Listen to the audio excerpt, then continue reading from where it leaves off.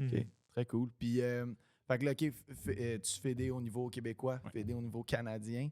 Là, rendu là, parce qu'à un moment donné, on va en venir au fait que tu as créé aussi ton propre concept pour essayer de faire avancer le sport, puis on va y aller vers là. Mais c'est justement, c'est comment que tu te rends au point où est-ce que tu dis, là, je veux plus juste m'impliquer en organisant des tournois puis en étant dans un fédé, mais je veux comme pousser le sport à un autre niveau, au niveau technique, là, le jeu en tant que tel. Oui. C'est à partir... Dans le fond, j'ai eu quelques années compétitives. Je jouais moi-même. J'ai fait plein de tournois. En 5 ans, de 2014 à 2019, j'ai fait une 60aine de tournois. Donc, je moyennais un tournoi par mois pendant 5 ans. Tantôt, je vous disais comme quoi je jouais tous les jours pendant plusieurs jours d'affilée. Mais des tournois, j'ai eu des bonnes séquences de tournois. Mais vers la fin, je faisais moins de tournois. Puis, il y avait un consensus quand même parmi les joueurs en 2019. Ça a commencé en 2018, puis ça a continué en 2019. C'était que le sport pouvait être beaucoup plus que ce qui était. Okay. Parce que le sport s'enlignait. Plus ton niveau augmentait, moins tu avais d'échanges. Puis comme tu avais moins d'échanges, puis moins de chances de défendre puis de ramener la balle, il y avait beaucoup... L'accent du sport était vraiment accentué sur le service. Fait que les gens pratiquaient juste des services, des réceptions de services.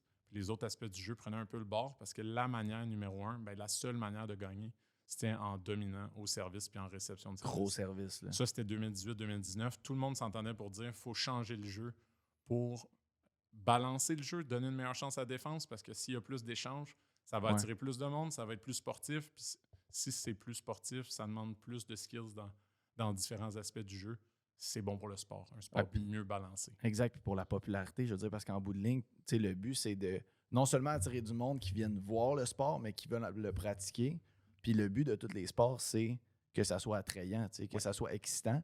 Puis au spikeball, j'ai l'impression que ce qui est excitant, c'est pas nécessairement la vitesse ou les gros services.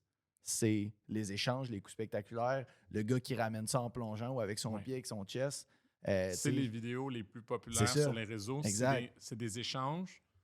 Fait que, comme les échanges, c'est ce qui est le plus spectaculaire, puis c'est ce que le monde veut jouer, puis c'est ce qui les garde dans le sport, puis c'est ce que plein de joueurs qui ont commencé à jouer recherchaient en jouant. Mais c'est là que l'idée commençait à se développer dans ma tête de comment, si Spikeball était le seul joueur dans le temps. Fait qu'il n'y avait aucune pression de l'extérieur de faire mieux que leur équipement, mais je sentais que ça se pouvait pas qu'un jeu qui avait été inventé avec un hula hoop en 1989, sans changer les dimensions, sans changer les matériaux, soit le matériau ultime, l'équipement ultime de notre sport 360 degrés avec tellement de potentiel que ça a commencé à me travailler. Puis sur les sidelines des tournois de Spikeball aux États-Unis, j'avais déjà vu une table surélevée, puis le monde entre leurs parties jouait sur un plateau rigide, sur une table surélevée, puis il y avait des échanges qui duraient plus longtemps que dans nos games de tournoi. Cette idée-là, ça a comme semé une graine, puis à partir de là, j'ai commencé à penser à des trucs, poser des questions aux joueurs qui m'entouraient. Puis là, j'ai commencé à tester des affaires. Parce que pour mettre le monde en contexte, là, qui écoute, ceux qui n'ont jamais joué, là, je veux dire, probablement que la plupart qui vont écouter le podcast ont déjà vu ou joué là, une fois, là, mais le fait qu'il y ait le filet, il y a un effet de trampoline un peu. Quand tu le mets... Ça redonne beaucoup à la balle. C'est ça. La balle, elle va assez loin. Exact. Fait que le jeu, quand tu commences à être bon, c'était rapide. Là. C'était rapide, puis c'était dur de faire des longs échanges.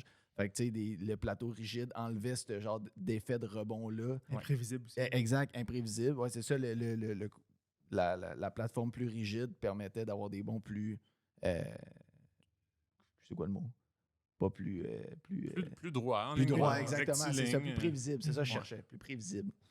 Fait que c'est ça. Fait que là, l'idée commence à arriver dans 2018-2019, tout le monde veut plus d'échanges. Il y en a qui parlent que c'est plus en changeant les règles. Il y en a qui veulent un meilleur équipement. Moi, je voulais que Spikeball, dans ce temps-là, j'étais encore ambassadeur. Je vends moins de kits, je suis plus dans l'organisation de tournois. Mais je vois le haut niveau, puis je trouvais ça plus le fun 2-3 ans avant, quand le monde était moins bon. Là, maintenant que les gens sont bons pour se débarrasser de la balle ne revient plus sur le filet. Donc là, je commence à trouver ça plate à regarder, puis je suis comme... Faut agir là. Faut pas perdre notre momentum. Si on agit là, on va garder nos joueurs. Exact. Mais comme Spikeball n'a pas de pression pour changer l'équipement, puis que des règles, tu peux en tester. Ils sont tout seuls sur le marché, fait qu'ils font ce qu'ils veulent. Ils sont tout seuls, ils décident tout. Puis des règles, il n'y a personne qui teste parce que même si c'est un sport embryonnaire, tout le monde veut son heure de gloire. Si tu peux gagner dans le sport, Tu n'es pas en mode, tu testes des règles différentes la fin de semaine. Tu testes que tout le monde joue. Exact. Fait que tu ne testes pas des règles, puis le sport, il allait dans une direction, la direction des services. Puis c'est là que j'ai fait mes premiers tests. Premier test. J'ai commencé à demander à des joueurs pourquoi on joue sur un filet. Tout est parti de là. Tu as remis en question l'élément très important la base de la structure. Surtout quand on pense que Spikeball, quand ils ont choisi un nom pour le sport, pour protéger leur marque de commerce, ils l'ont appelé Round Net. Puis que moi, la première question que je pose quand je commence Revol, c'est pourquoi on joue sur un filet. Le net de Round Net, je veux te le... Tu veux l'enlever complètement. Là. Puis le sport, dans le fond, je pense, là, le sport aurait vraiment pu s'appeler quelque chose avec le 360 dedans. Okay. Oui. Mais quand Spikeball l'a choisi, il y avait déjà un sport qui a été inventé en Afrique, je pense, qui s'appelle 360 Ball. Puis ça aurait été... D'avoir un 360 à quelque part dans le nom de notre sport, ça aurait pu être solide dans plein de langues. Ouais. Oui. Puis décrire vraiment l'activité. Exact. Mais là, ils sont allés pour Round Net quand peut-être qu'ultimement, à un moment donné, il va y avoir plus de monde qui vont jouer sur un plateau sans net, un plateau rigide sans filet. Exact. Fait que là, j'ai demandé aux joueurs, puis il y avait personne qui était capable de me donner une raison que je trouvais assez bonne de pourquoi on jouait sur un filet. Le filet créait tous nos problèmes. Il créait bien des trucs de fun au service. On pouvait mettre des gros effets, mais il envoyait la balle trop loin, trop vite. Si je décidais de mettre 4 tiges d'un spikeball à la place de 5 pour avoir moins d'options puis un plus petit jeu, je gardais les bons. Les pockets restaient, puis les bons qu'on aimait dans le centre qui allaient en ligne droite, facile à défendre, la zone diminuait. Fait que là, je me suis dit, OK, le filet crée nos problèmes. Qu'est-ce qui arrive si je mets une planche de bois sur un filet, puis on joue sur la planche de bois? C'était le premier test. En plus, le filet, pour l'avoir vécu un peu, il y a aussi un aspect que, justement, les pockets, là, que ça vient frapper puis que la balle dévie.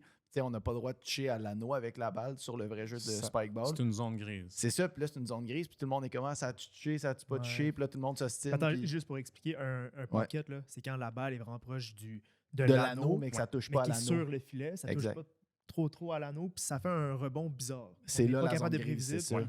C'est ça. Quand la balle s'éloigne du centre, le filet va la ramener vers le centre. Exact, c'est ça le pocket.